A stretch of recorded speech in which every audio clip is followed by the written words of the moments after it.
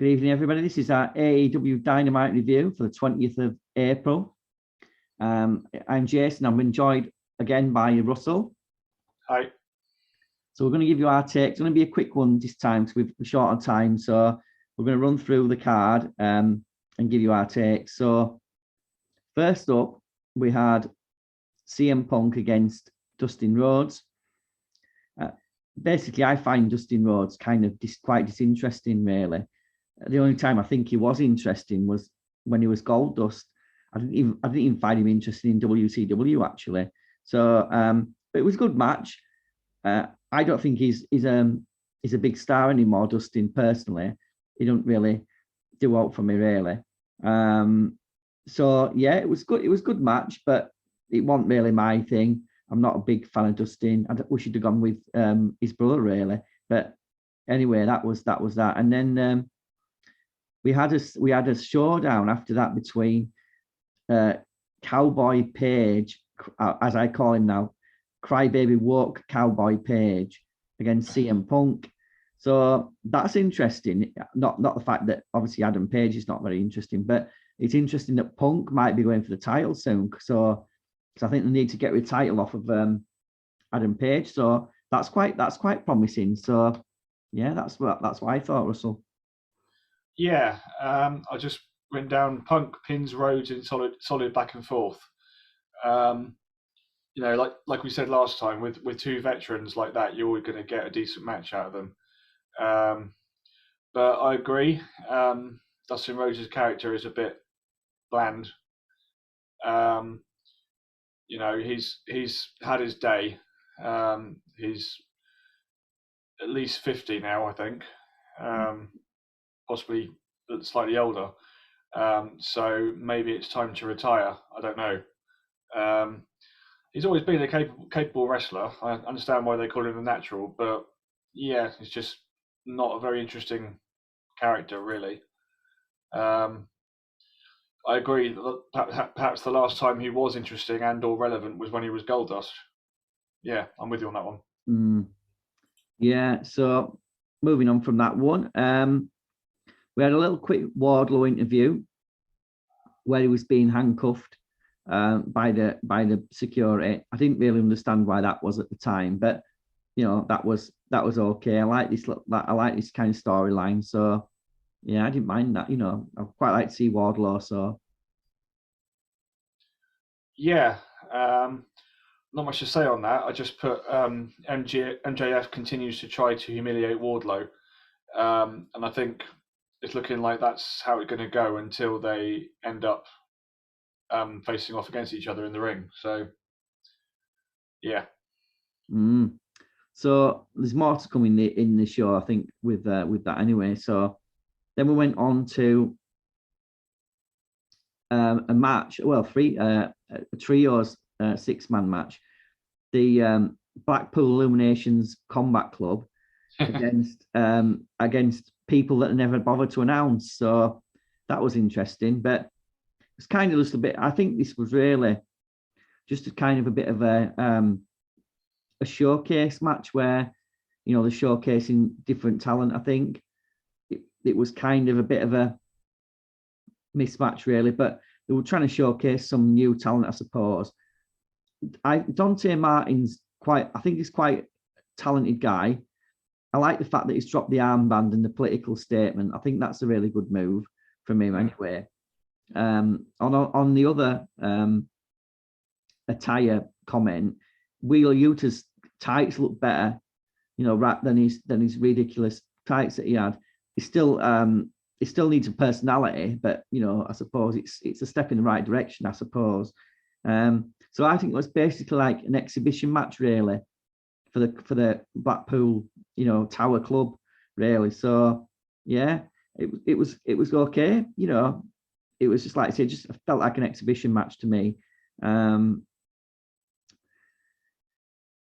Yeah, the other thing as well that I thought when I was watching this, though, there was certainly one spot where the Combat Club were all in the ring together, doing moves on each other, and the referee didn't seem to bother really anymore. So that's should be illegal, really. But I don't think I think the refs have given up. I think we talked about it last time.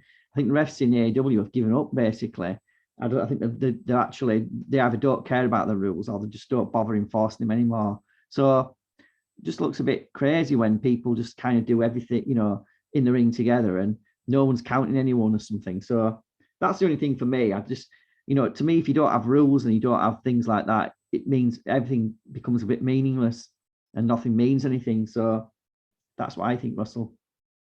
Yeah, I'm not a fan of these trios matches. I don't understand why they keep booking them, really, because it tends to be the usual format is established stars against less established stars, and I'm like, well, what's the point? I did put in my notes Blackpool Combat Club get the win in enjoyable six-man because the match itself wasn't that bad. It was better than the trios match that was on last week's show, which sent me to sleep. But I'm not a fan of this type of booking. I wish they'd do away with these trios matches and just have either standard tag matches or singles matches because I don't think these six-mans work, really. That's just me. Yeah.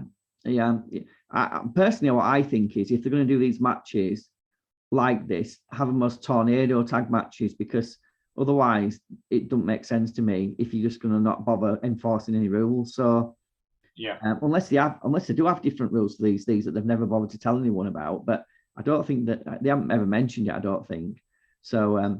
Anyway, there we go. Next up, we had Samoa Joe, Lethal, and Satnam Singh. Apparently, what he's called a little bit of a package on this. So I like this a little bit because I mentioned last time I didn't know this guy was really this basketball player, whoever he is. But so at least I've sort of listened a bit and done a bit of a video package explaining who he is. So quite like that because he's got quite a good look. This guy, obviously, I don't think he speaks English, but he's got quite a good look actually. This Indian guy.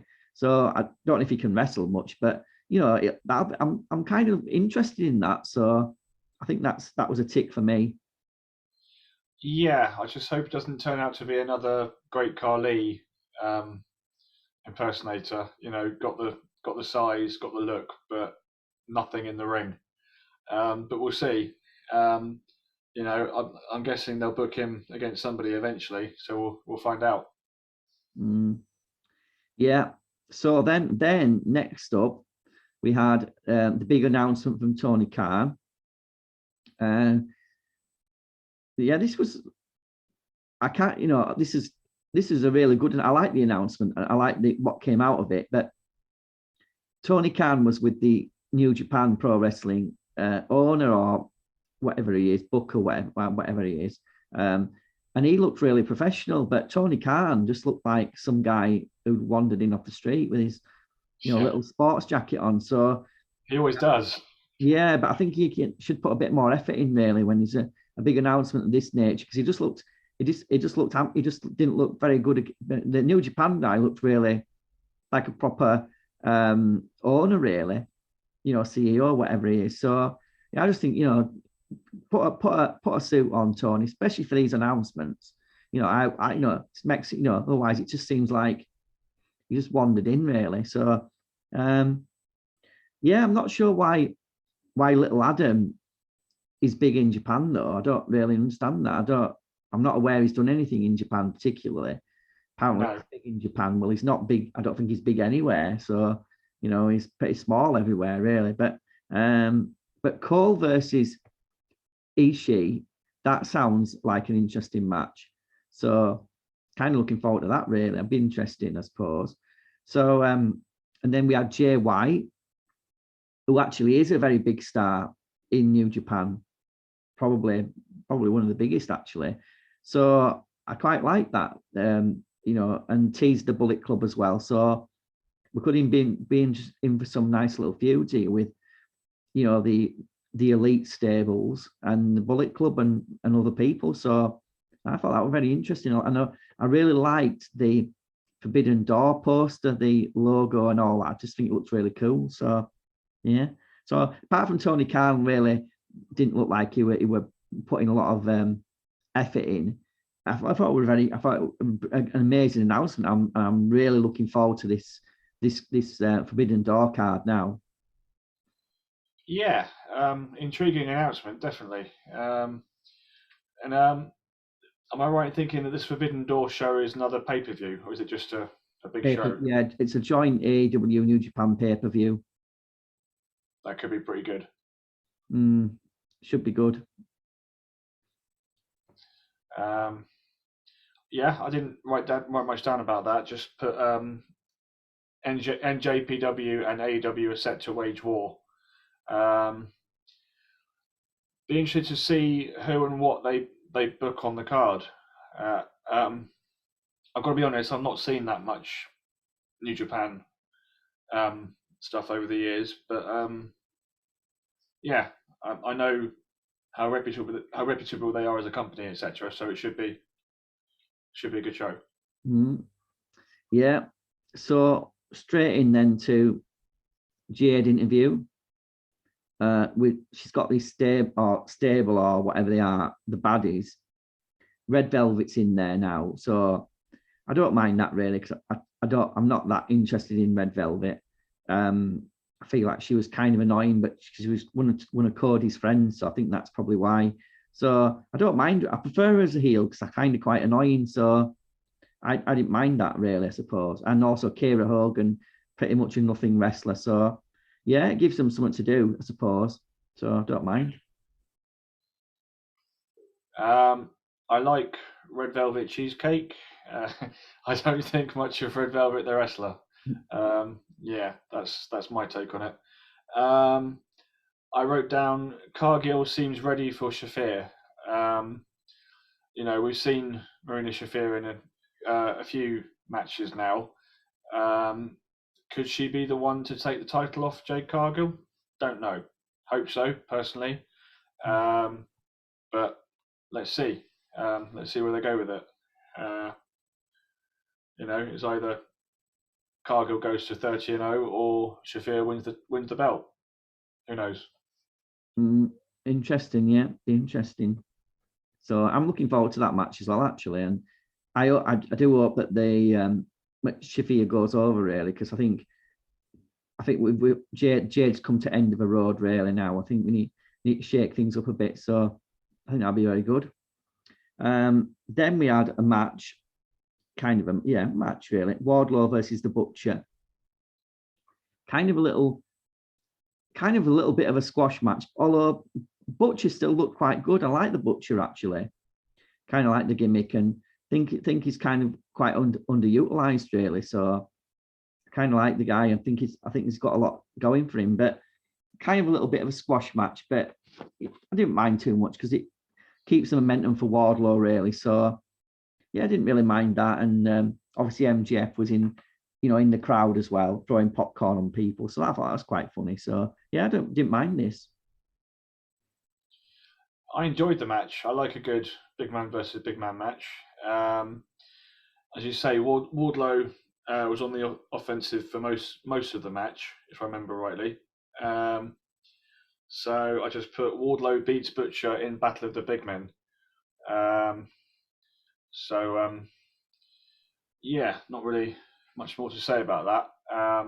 Although, apart from, as you touched on a few occasions, about how over Wardlow is now. I think AEW fans are just eagerly anticipating the day when he gets to step in the ring with MJF and see what happens between the two of them. So. I think it'll probably be pay-per-view. I would imagine they're keeping it for a pay-per-view, I think. So could be interesting that.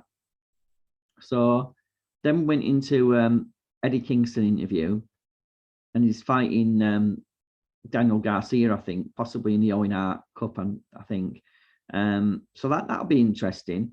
I'm wondering if they'll put Daniel Garcia over, because the thing seemed like he's one of the guys that they're trying to push, a bit like Wheelie Usos. So I'm wondering if they'll do that. I'm not sure how I feel about that, because I feel like he's one of them that's a bit lacking in the in the look department, really. I mean, he's got a good look, but it just looks like he's got no sort of power or no body, really. He could do a Skeletor gimmick, maybe. That could be quite good, because he's quite all right in the ring. That's the thing with Garcia, but I think he needs. He don't look the part, really. And I don't think he's. It's a bit like, I think he must be a friend of Adam Cole's. I don't think he's ever been to the gym in his life. So yeah, so we'll see what happens. But I've got a feeling Garcia might go over. But just my thought there. I think the match was on Rampage, wasn't it, this week? I'm not sure because I've not seen it yet. But yeah, I think I haven't watched Rampage yet. No. So yeah, I literally just wrote down Kingston is gunning for Garcia on Rampage. It's a nice little follow on from this Kingston Santana Ortiz versus the Jericho Appreciation Society feud that they've got going on at the moment. Yeah, I could see Garcia getting the win. I think that makes more sense, really, because they need to try and build up these younger guys who haven't had much of a chance to do anything yet. I think Garcia is one of them. So yeah, but I'll reserve judgment until I've seen Rampage. Not sure if it's an Owen Hart qualifier or not. Yeah, we'll find out. Yeah, should be a good match though, and I'm just not sold on Garcia as a star, really, kind of like Wheeler, really, at the moment. So I think he's got a lot of work to do, really, mostly in the gym, I think. But anyway, whenever we'll see what happens. Then we had actually quite a good match, really, surprisingly really good match. Kyle O'Reilly versus Jungle Jack Perry, Jungle Boy. So I thought it's a really good match. Kyle O'Reilly looks really, really great in the ring. I mean, and really actually looked a lot better than Jungle Boy. Although I think Jungle Boy is kind of overrated in the talent department. I think he's kind of got a bit of charisma, but I think he's one of these guys who's a bit of a high flyer, don't really have that much of a good wrestling style. But O'Reilly looked really good. I think he did some multiple butterfly suplexes, which were really impressive. And to me, he clearly out wrestled Jungle Boy, but I was expecting Jungle Boy to win because he's the guy that they really like. So there was a real surprise, but a quite a pleasant surprise, actually, thinking, they've given this guy the win. A talented guy as well. And because he's in a tag team, I thought he ain't going to go over as a tag guy. But yeah, I liked it. I liked it a lot. And as I say, I really like as I say, a lot of matches are quite predictable, but I wasn't expecting this. As I say, I think Jungle Boy has got a place in AEW, but I'd be bringing a lightweight title or something, because I just don't think he's really can compete against real wrestlers or anyone with any size. So I'd be tempted to bring in a lightweight title, really. Someone like Jungle Boy. So yeah, it was a good match, a surprising victory, but I liked it. And I don't know, maybe O'Reilly might go somewhere. I don't know. I mean, kind of interesting, I think. Yeah, I agree. Good match. Yeah, I'm with you. I was expecting Jungle Boy to get the win, but I'm glad that they didn't do that. I'm glad that they decided to go with Kyle O'Reilly getting the win instead. Yeah, interesting to see where they go from here, and I'd be interested to find out who's being matched up against who in the tournament brackets. They haven't said much about that yet, have they? No, I was going to mention that later, but no. Okay. No. Yeah, so not much more to say about that, really. I thought it was a good technical back and forth. So yeah, again, nice to see Kyle O'Reilly get the win. A bit of a surprise. Yeah. Yeah. I mean, yeah, I mean, I was going to sort of make a comment about the fact that we haven't seen any brackets for this tournament, which I think is a bit strange. Yeah. Even if it's early days, I like to see brackets. So I mean, who's going to be facing who and all that, because it gives you it makes it more interesting and kind of builds things. But I think they forgot about it again. AEW, they kind of forget things. So I think they've forgotten about it, because it wouldn't take 2 minutes to say, here's the bracket for the tournament, blah, blah, blah. We've got 2 tournaments going on. So, I think that's another fail, really, again, just on basically they're not really kind of got a lot of focus on what they're doing, really. So I think, let focus on the bracket a bit. Doesn't have to be a massive segment, but I think it's interesting if you can sort of picture some dream matches then, but I think they missed out on that. But anyway, there we go. So MJF interview next, little interview really, but Marves doesn't come across very well for me. No. Pretty bad at acting. He was supposed to look scared, didn't look scared. I think he's one of the guys who you can cut loose when time comes. I don't think he really offers anything, if I'm honest. Jake the Snake looked very unwell as well. He always looks quite unwell, but he looked very unwell this time. So, yeah, didn't mind this interview. But as I say, I think we can get rid of Marves, and I don't know, maybe it's time for Jake the Snake to retire or something, or I don't know, not sure, but that's what I think. Yeah, I just put MJF sells his soul to the Snake and Lance Archer. Because I think the whole point of this segment was that MJF has put a bounty on Wardlow's head, so to speak. Unless I'm mistaken, I think that was the point of it. Yeah, been interesting match if it does happen, because they're both solid, big wrestlers. But yeah, I agree. Jake the Snake looked a bit unhealthy. So yeah, that's my take on that one. Yeah, so then we went on to kind of a bit of a jobber match, really. Hook versus some jobber, basically. Never heard of him. Anthony Henry, whoever he is. Don't understand why he's on Dynamite, the biggest show that they've got on the company. Don't understand why they've got a jobber on here, really, when they've got like 3 shows that are below this. Didn't understand that at all. I understand Hook's first match on Dynamite, but he's fought a few times on Rampage.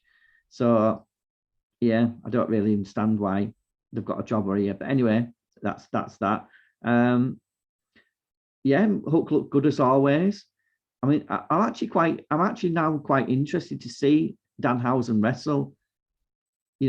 Apparently he can wrestle a little bit, so kind of interested in that. Whereas before I thought, oh god, it's going to be a bit stupid. But yeah, I'm interested to see if he can actually do a bit of wrestling. So obviously Hook will win, hopefully. Hopefully, but I'm interested to see that. Yeah, I don't like them having squash matches on Dynamite.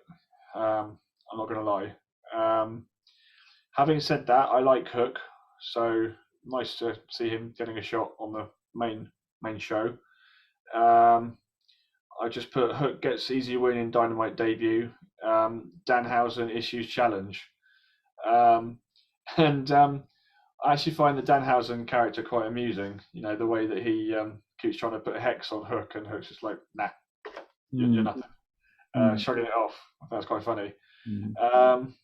But yeah, I'm with you. I'd like to see what Danhausen can do in the ring. I've said before in the past, I don't know much about him, so but yeah, seems like an intriguing character. So let's see what they do with him.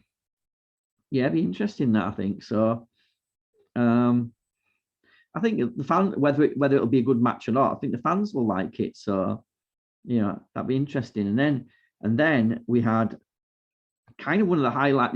This is probably my highlight of the show. This Sammy and Tay, AEW's power couple. I think they're absolutely awesome, especially even better as heels. I mean, I used to like them anyway, but now as heels, are like, oh my god, so amazing. Just I think these guys have just become like, but literally heels overnight. It's incredible, really, how they've just become so hated by not really doing all, by just doing Twitter. So it goes to show, if you do Twitter, you can get really, really hated. And I just and I thought it was really funny when Sammy said something about, the reason why you don't like me is because my girlfriend's hotter than yours. I thought Yeah. that was really funny. And actually, I think it's probably true. There's a lot of the guys in the crowd look like they're a bit down on the look, and they won't be able to get a woman as hot as Ty Conti anyway. So I think there's a lot of truth in that, But I love these guys. Honestly, this is now like one of my favorite, certainly my favorite couple of people here. I'd be this, to me, get him in the title picture ASAP. This guy is, man, so interesting. These people, and Ty Conti as well. I mean, I used to like her anyway, but as a heel, she's even better as a heel. She's got that that look where you think, God, she's really cute, but she's really, like, she could be like really annoying as well. I just think it's just such a good combination, really.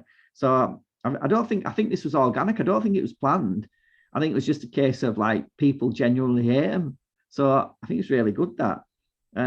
And in the bizarro world of AEW, Scorpio Sky was kind of getting cheered only because they hate Sammy and Ty more than him. I don't think they particularly like him, but so I thought that was quite good. But yeah, I want to see this mixed tag match for certain, because I can't wait to see Paige Van Zandt anyway. I mean, God, that'll be a dream match for me. Paige Van Zandt, Scott. Only if you didn't have Scorpio Sky in it, it'd be like a dream match. So yeah, I loved it. Me, highlight of the show for me. This. Yeah, I totally agree with everything you just said. It was easily the best thing on the show this week. Yeah, the heel turn kind of came quite suddenly, but yeah, as you say, it's I think it's happened naturally. It's just a natural progression because of the way their characters have been developing, and this this new relationship, etc. Um, as you say, partly because people now hate them more than they do Snorpio Sky, as we've decided to call him. Yeah. And unless I'm wrong, did we then have a bit backstage with Kazarian and Scorpio Sky talking about potential TNT title shots? Yeah, something like that. Yeah, didn't find it very interesting, but no. But yeah, this mixed tag match that they've got on the cards, bring it on. Yeah. Let's see what Paige Van Zandt can do. She's another one I don't know much about, but I'm intrigued to see. Well, yeah, just exactly that, what she can do in the ring. So yeah, I'm not sure. I'm not sure if she's done any professional wrestling, but talent wise, she's probably more talented than most women on this roster, I think. I just hope that they kind of Scorpio Sky ends up getting taken out, and Ethan Page goes into the match, because that would be awesome. Then that would be a really super match. That yes, we'll have to wait and see. But I'm really, really looking forward to this. I mean, might be one of the most things I'm most looking forward to. I think maybe I'd get it on pay-per-view personally, but there we are. That's me. So then we went into House of Black video. I like these guys. I like the look. I like everything about them. Obviously, there's going to be. I just don't understand the booking, and I don't understand why he's feuding with some guy who's a prelim guy, Fuego del Sol. I don't understand this. Hopefully, Malachi Black will completely destroy this guy, completely destroy him in 30 seconds, and then go on a bit of a run, hopefully, because I don't, other that, and don't really understand why the fact they're feuding at all. But I like the video. I do like these guys. So yeah. Again, I'm kind of interested to see the match, as long as he just completely destroys Fuego. I mean, I like it. So let's see. yeah, I didn't actually make any notes on that particular segment, but I'm with you. I think the match needs to be a squash. You know, for reasons that you just outlined, so that they can build Malachi Black back up as a character and effectively undo all the damage that they've already done with this erratic booking. So hopefully that's the way it will go.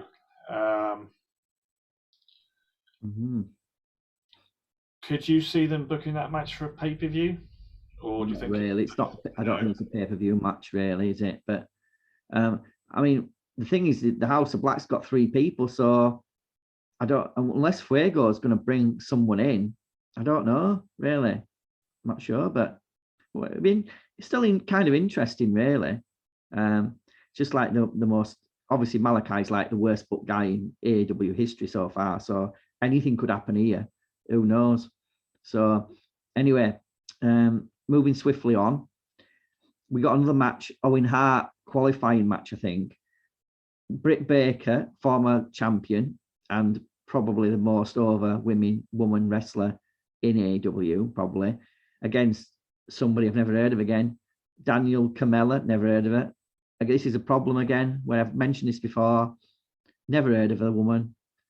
Why is she on Dynamite, the biggest show?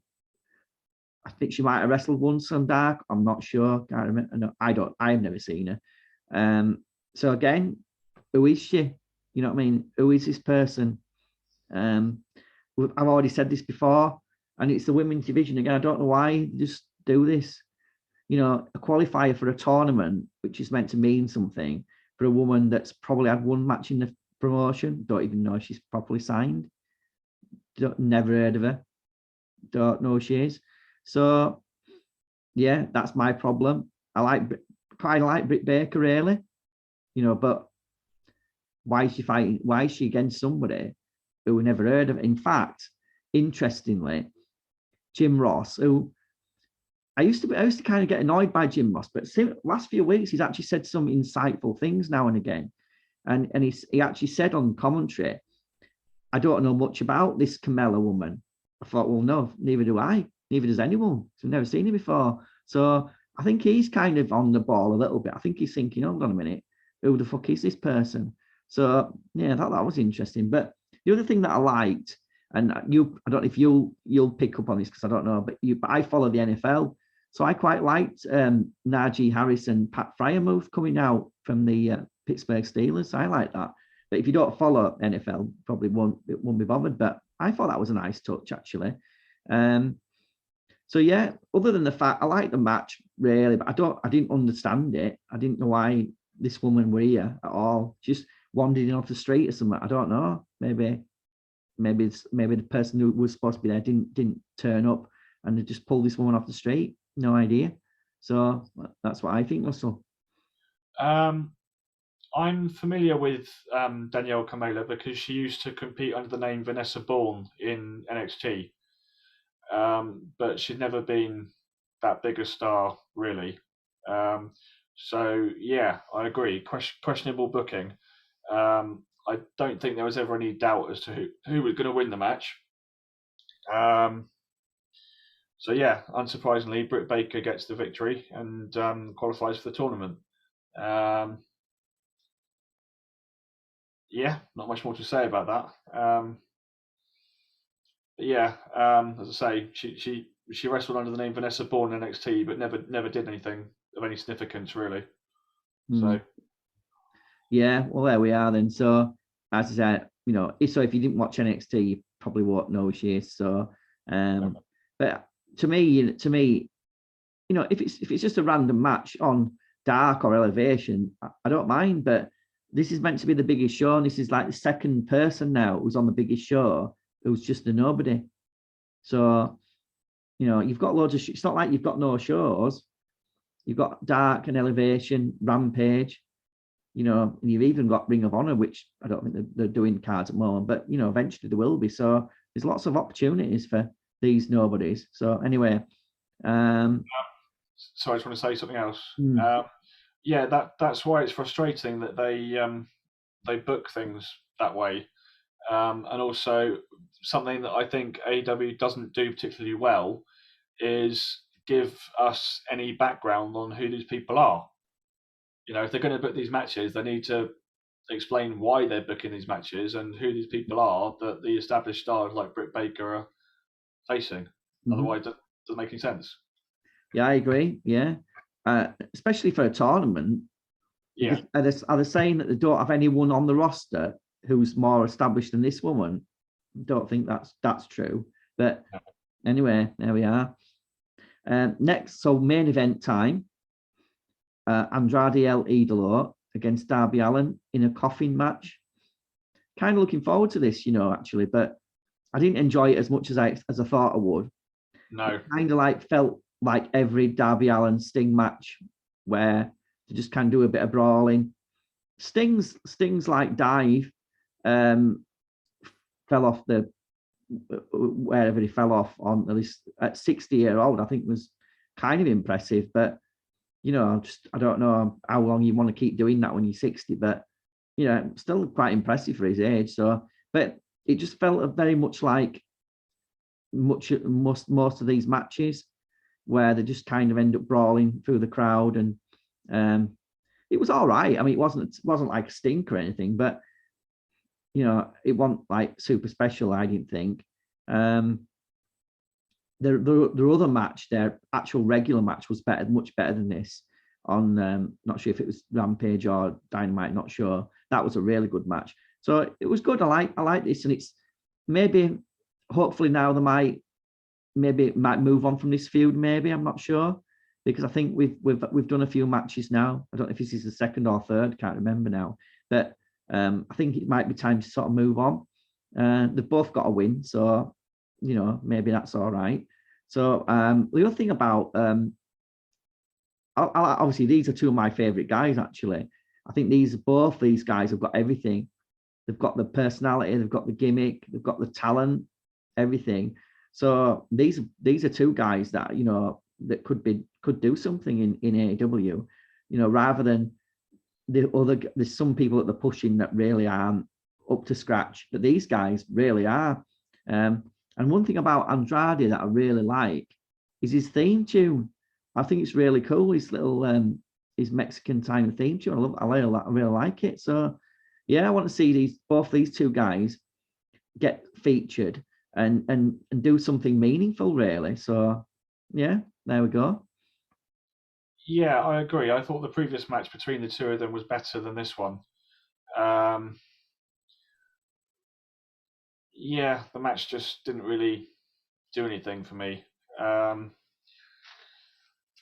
As you say, I don't like this whole Sting interfering in every Darby Allin match thing that seems to be happening. Like you said, the dive was impressive for someone his age, but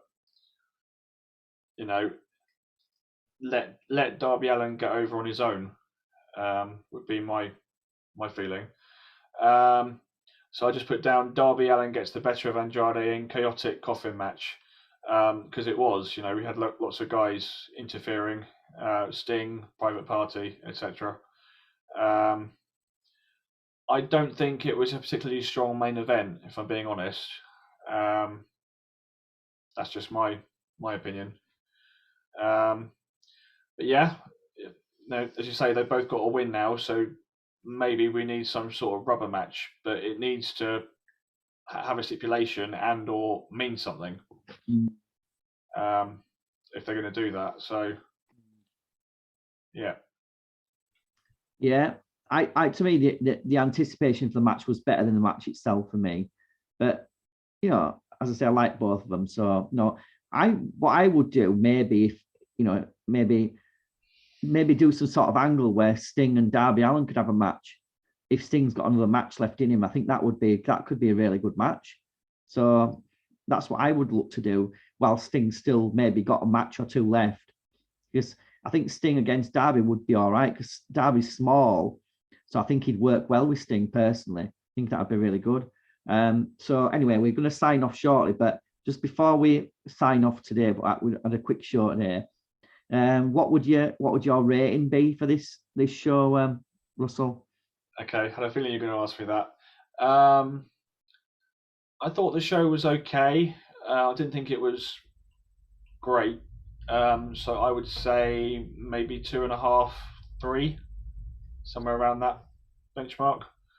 Yeah, As we've said earlier on in this review, I didn't like um, the fact that there was a squash match on the show. Um, didn't like the fact that they booked Britt Baker against someone relatively unknown and then didn't explain who she was. So for me, there are a few things that they could have done better this week. So yeah, an average rating for me for this week, 2.5, 3. How about you? I think I'd give it a 3. It won to me. There were a couple of things that I really liked the Sammy and Ty thing. I really liked the announcement. So, but as from the match standpoint, there wasn't anything that apart from the Kyle O'Reilly match was I like that one, but there wasn't anything else that really stood out for me match wise. Probably the Kyle O'Reilly Jungle Boy was the best match, I think, but the Sammy thing were really good, and I like the announcement. So probably for those things, I think 3, because Sammy thing to me were 5-star. I loved it. So yeah, 3 out of 5 for me. I think this week. Okay, fair enough. So we're gonna sign off now. A quick show, but we'll give you our takes anyway. So we'll be back next week for another AEW Dynamite review. So it's goodbye from me. And goodbye from me.